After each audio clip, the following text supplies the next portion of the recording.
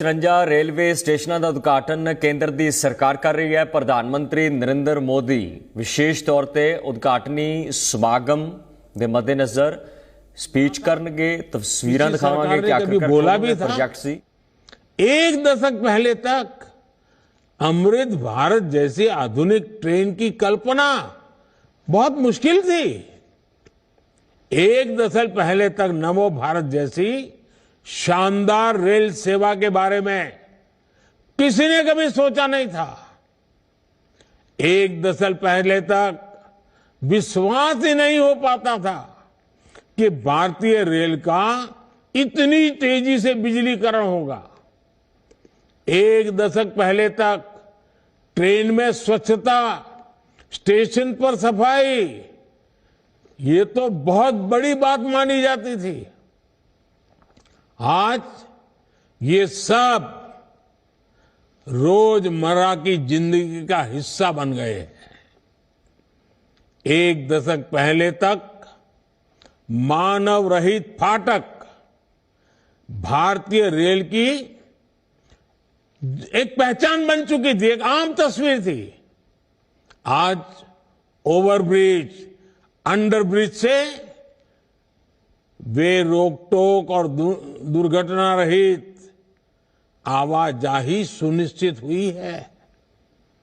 एक दशक पहले तक लोगों को लगता था कि एयरपोर्ट जैसी आधुनिक सुविधाएं सिर्फ पैसे वाले लोगों के ही भाग्य में है। आज गरीब और मिडिल क्लास के लोग रेलवे स्टेशन पर भी एयरपोर्ट में जैसी सुविधा होती है ना, वो सुविधा रेलवे में सफर करने वाला मेरा गरीब भाई बहन भी उसका लाभ ले सकता है। साथियों, दशकों तक रेलवे को हमारे यहां की स्वार्थ भरी राजनीति का शिकार होना पड़ा, लेकिन अब भारतीय रेलवे देशवासियों के लिए ईज ऑफ ट्रैवल का मुख्य आधार बन रही है। जिस रेलवे के हमेशा घाटे में होने का रोना रोया जाता था, आज वो रेलवे परिवर्तन के सबसे बड़े दौर से गुजर रही है। ये सब कुछ आज इसलिए हो रहा है क्योंकि भारत 11वें नंबर से छलांग लगाकर 5वें नंबर की अर्थव्यवस्था बना। 10 साल पहले जब हम 11वें नंबर पे थे, तब रेलवे का औसत बजट 45,000 करोड़ रुपए के आसपास रहता था। आज जब हम 5वें नंबर की आर्थिक ताकत है, तो इस वर्ष का रेलवे बजट 2.5 लाख करोड़ रुपए से अधिक का है। आप कल्पना कीजिए, जब हम दुनिया की तीसरी बड़ी आर्थिक महाशक्ति बनेंगे तो हमारा सामर्थ्य कितना अधिक बढ़ेगा। इसलिए मोदी भारत को जल्द से जल्द दुनिया की तीसरी सबसे बड़ी अर्थव्यवस्था बनाने के लिए जी जान से जुटा है।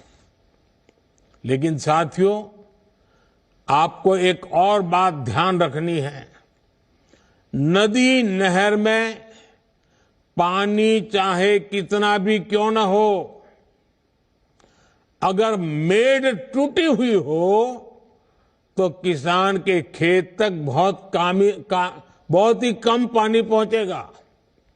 इसी तरह बजट चाहे कितना भी बड़ा हो, अगर घोटाले होते रहे, बेईमानी होती रहे, तो जमीन पर उस बजट का असर कभी नहीं दिखता। बीते 10 वर्षों में हमने बड़े बड़े घोटालों को, सरकारी पैसे की लूट को बचाया है। इसलिए बीते 10 वर्षों में नई रेलवे लाइन बिछाने की गति दोगुनी हो गई। आज जम्मू कश्मीर से लेकर नॉर्थ ईस्ट तक ऐसे स्थानों तक भी भारतीय रेल पहुंच रही है जहां लोगों ने कभी कल्पना भी नहीं की थी। ईमानदारी से काम हुआ तभी 2,500 किलोमीटर से अधिक डेडिकेटेड फ्रेट कॉरिडोर का काम हुआ है। यानी आपने टैक्स के रूप में, टिकट के रूप में जो पैसा दिया, उसकी पाई पाई आज रेल यात्रियों के हित में ही लग रही है। हर रेल टिकट पर भारत सरकार करीब करीब 50% डिस्काउंट देती है। साथियों, जैसे बैंक में जमा पैसे पर ब्याज मिलता है, वैसे ही इंफ्रास्ट्रक्चर पर लगी हर पाई से कमाई के नए साधन बनते हैं, नए रोजगार बनते हैं। जब नई रेल लाइन बिछती है तो मजदूर से लेकर इंजीनियर तक अनेक लोगों को रोजगार मिलता है। सीमेंट, स्टील, ट्रांसपोर्ट जैसे अनेक उद्योगों, दुकानों में नई नौकरियों की संभावनाएं बनती हैं। यानी आज जो ये लाखों करोड़ रुपए का निवेश हो रहा है, ये हजारों प्रकार के रोजगार की गारंटी भी है।